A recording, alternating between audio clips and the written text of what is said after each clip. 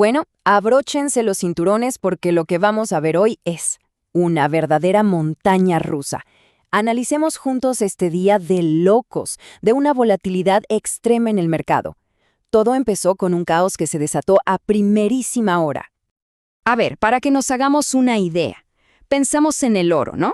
El clásico refugio seguro. Bueno, en el premercado, antes de que todo abriera, ¡pum!, se desplomó. Llegó a caer un 6%.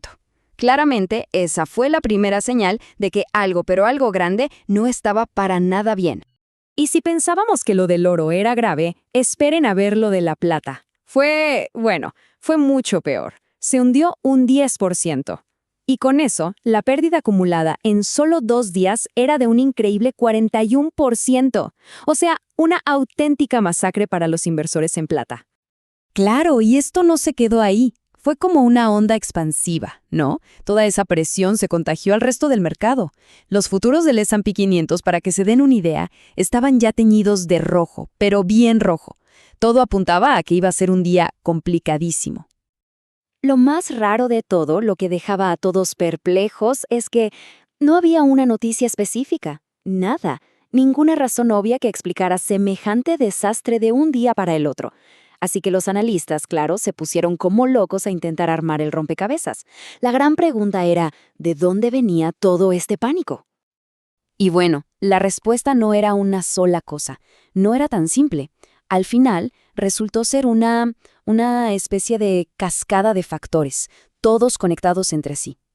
Imagínense unas fichas de dominó que empiezan a caer, una empujando a la otra, hasta que se arma la tormenta perfecta. Justo eso pasó. Parece que el detonante principal, o al menos eso dicen los analistas, fue una oleada de lo que se conoce como margin calls, o llamadas de margen, y todo empezó en el mercado de los metales preciosos. ¿Qué es esto de las margin calls? Es bastante simple en realidad. Es el broker llamando al inversor para decirle, oye, necesitas poner más plata para cubrir tus posibles pérdidas. Y si no la tienes, te obligan a vender. Es una venta forzada. Y acá es donde se ve perfecto el efecto en cadena. La caída fue tan brutal en los metales que los brokers dijeron, hasta aquí llegamos, necesitamos más garantías. Esto, claro, ¿a quién afectó? A los que estaban súper apalancados, o sea, los que operaban con mucha plata prestada. Y como necesitaban efectivo rápido, ¿qué hicieron? Salieron a vender lo que tenían, acciones, criptomonedas, lo que fuera. Y así, el pánico se esparció por todo el sistema. Pero ojo, que las llamadas de margen fueron solo la chispa, la que encendió el fuego. La realidad es que ya había un montón de problemas de fondo, un ambiente de nerviosismo que era como tener un montón de leña seca esperando la más mínima cerilla para arder. Un ejemplo claro, la nominación de Kevin Warsh para dirigir la Fed, el Banco Central de Estados Unidos. Ese fue un factor clave, porque los analistas estaban totalmente divididos. Unos decían, este tipo es un halcón, va a ser súper independiente y va a fortalecer el dólar.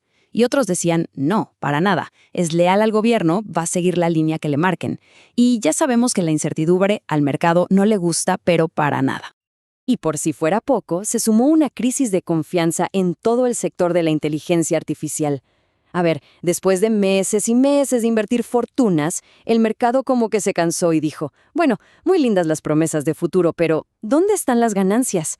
Y esa exigencia de ver números reales, de ver rentabilidad ya, le pegó un castigo tremendo a muchas de las tecnológicas más conocidas. Entonces, con toda esta cascada de cosas negativas, el panorama era desolador. Daba la sensación de que el mundo se venía abajo, ¿no? Pero siempre hay un pero. ¿Y si todo este pánico era una exageración? Porque había un grupo de analistas que proponía verlo todo desde un ángulo completamente distinto. Veamos qué decían. Y aquí es donde entra en juego algo conocido como la teoría de la opinión contraria. La idea es súper simple, pero muy potente. Dice que justo cuando el miedo es máximo, cuando todo el mundo está desesperado vendiendo, ese suele ser el mejor momento para comprar. Se trata de dejar de lado la emoción y mirar los datos fríos, los fundamentos. Y fíjense en esta desconexión que es tremenda. Por un lado, teníamos todos los indicadores de miedo disparados, la volatilidad del oro, el pánico en los medios de comunicación, todo por las nubes. Pero si mirábamos a otro lado, a las métricas importantes de estabilidad financiera, los mercados monetarios, los bonos de alto rendimiento, ahí no había ninguna señal de estrés real en el sistema. Era como si hubiera dos realidades paralelas. Entonces, el punto clave para esta visión contraria era este. Más allá de todo el pánico que se veía en las pantallas, la economía real, la de la calle, estaba fuerte. Las empresas estaban ganando plata y se esperaba que siguieran creciendo. La conclusión: toda esta venta masiva era en el fondo puro ruido, una sobrereacción.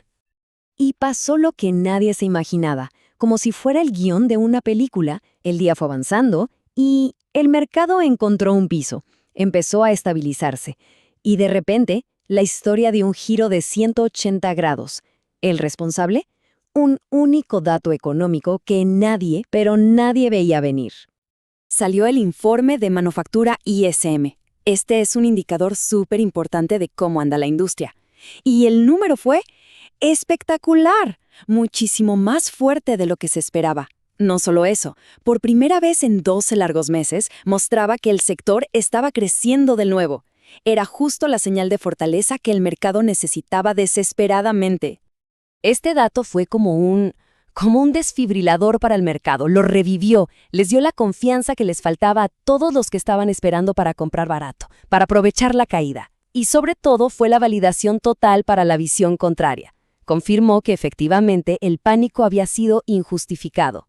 Y entonces, si repasamos cómo fue el día, vemos una historia con 3 actos bien claros. Primero, el pánico y la venta masiva de la mañana. Después, una estabilización al mediodía, cuando el mercado encontró soporte.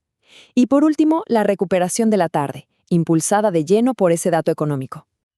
Ok, entonces, ¿qué podemos aprender de un día tan, pero tan salvaje en los mercados? ¿Qué lección nos deja toda esta montaña rusa de emociones y de números? Bueno, yo creo que nos deja varias cosas claras. Primero, cómo una sola chispa puede generar un efecto dominó que arrastra a todo. Segundo, cómo el miedo puede hacer que el mercado se desconecte por completo de la realidad económica. Y lo más importante, nos enseña que los datos duros, los fundamentos, pueden ser el ancla que nos mantiene a flote en medio de la tormenta. Y todo esto nos deja con una pregunta final, para pensar un poco. Cuando chocan las historias del mercado, cuando el ruido y los titulares de pánico se enfrentan cara a cara con los datos fríos y silenciosos, ¿qué es lo que cuenta la verdadera historia? Saber la respuesta a eso puede ser la diferencia entre perderlo todo o encontrar una oportunidad única.